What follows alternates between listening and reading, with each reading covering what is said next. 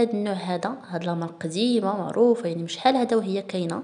غنشوفوا التنقيط ديالها هنايا، غادي نحاولوا نسكانيو الكود نشوفوا التنقيط شحال غتعطينا. هنا غادي يطلع قدامكم النقطه ديال هي هذه 0 على 100، هذه تقريبا والو، هذه الكارثه، هذه بيناتهم كاملين يعني خايبه بزاف. هذه فيها 4 ديال لي زاديتيف ديال المواد الحافظه. بالنسبه للملح كاينه، يعني كاين شويه مالح، وبالاضافه دائما لاشكال ديال الدهون المشبعه. غنجيو لهاد لا مارك هذه معروفه تقريبا كلشي كيستعملها من شحال هذه.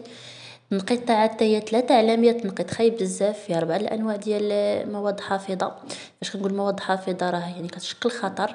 غادي نشوفوا هذا النوع هذا الصراحه مؤخرا يلاه بان انا ما التنقيط ديالو هو 49 على 100. صراحه التنقيط ما بيش مزيان، بروتينات فيه كاينين فيه بالنسبه للدهون المشبعه مقارنه بالاخرين راه ناقصه 1 غرام. هادشي طلع ليه النقطه، ولكن باقي الاشكال ديال المواد الحافظه اللي كاينه فيه. هذا النوع هذا فقط بالنكهه ديال الجبن الاحمر. التنقيط هو 4 على 100، يعني تنقيط اللي خايب. بالنسبه للنوع الاخر اللي غنشوفو هي هاد لا ماركه هادي اللي الصراحه موجوده من شحال هذا، ماركه اللي معروفه. هنا شوفوا التنقيط تاعها شحال غادي يطلع معانا.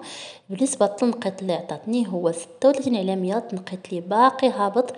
الحاجه اللي فيها مزيانه ان الكميه ديال الدهون المشبعه كما غتشوفوا معايا ناقصه، فيها 2.11 غرام فقط. ولكن الاشكال في المواد الحافظه اللي كاينه 5 الانواع اللي كتشكل خطر لصحه الانسان. نتمنى انكم استفدتم من الفيديو. اللي بغى اي منتوج يخلي لي في التعاليق.